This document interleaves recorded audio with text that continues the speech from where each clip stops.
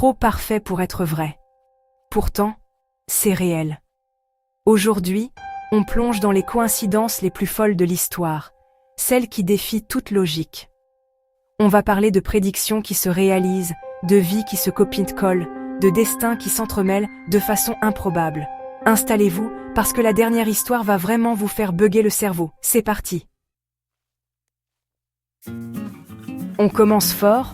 En 1898, Morgan Robertson écrit « Futility or the Wreck of the Titan ».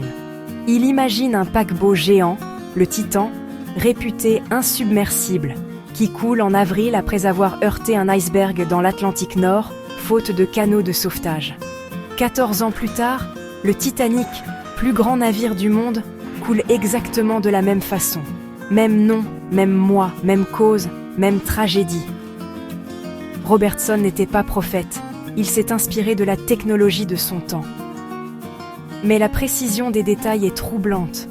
Le livre est oublié, puis redécouvert après le naufrage. Coïncidence ou intuition géniale? Difficile à dire, mais ça fait réfléchir. Parfois, la fiction écrit l'histoire avant qu'elle n'arrive. Place à l'histoire des Jim Twins. 2 jumeaux séparés à la naissance, adoptés par des familles différentes, grandissent sans se connaître. À 39 ans, ils se retrouvent et découvrent des vies parallèles. Même prénom, même chien nommé Toy, même goût, même métier, même prénom pour leurs épouses et enfants. Même voiture, même marque de cigarettes, même job de shérif adjoint. Même migraine, même banc blanc autour d'un arbre. Leur histoire a lancé des études sur les jumeaux séparés. ADN ou destin? Où s'arrête le hasard? Où commence l'inévitable? Voir 2 vies identiques sans contact, c'est vertigineux. Ça remet en question le libre arbitre. Parfois, la vie semble déjà écrite. L'histoire adore les dates symboliques. Jefferson et Adams, 2 présidents américains, meurent le même jour. 4 juillet 1826, 50 ans après la déclaration d'indépendance. Rome fondée le 21 avril, célébrée par Mussolini, le même jour des siècles plus tard. Le chiffre 21 poursuit Louis XVI à chaque étape clé de sa chute. Coïncidence statistique? Peut-être. Mais quand la symbolique est aussi forte, on se demande si le temps n'est pas cyclique. L'histoire semble parfois jouer avec le calendrier. Henry Ziegland échappe à une balle en 1883 qui reste coincée dans un arbre. 20 ans plus tard, il fait exploser l'arbre. La balle le tue sur le coup. Ironie du destin, effet papillon. Même logique à Sarajevo. L'archiduc échappe à un attentat, mais un détour de voiture le place pile devant son assassin. Une balle, une erreur, et la Première Guerre mondiale commence. Parfois, le hasard est plus fort que la fiction. Un détail minuscule peut bouleverser le monde. On n'échappe pas à son destin. L'histoire adore les rebondissements improbables. 1947, un berger découvre les manuscrits de la Mère morte par hasard. Ces textes juifs, cachés depuis 2000 ans, réapparaissent juste avant la création de l'État d'Israël. Leur découverte tombe à un moment crucial, comme un certificat de naissance historique. Hasard ou timing parfait? Parfois, l'histoire livre ses secrets pile au bon moment. Un message du passé qui change le présent.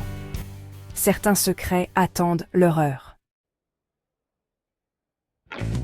Le roi Humbert Ier d'Italie rencontre son sosie parfait, Humbert, restaurateur. Même nom, même date de naissance, même ville, même prénom d'épouse, même jour d'ouverture de restaurant et de couronnement.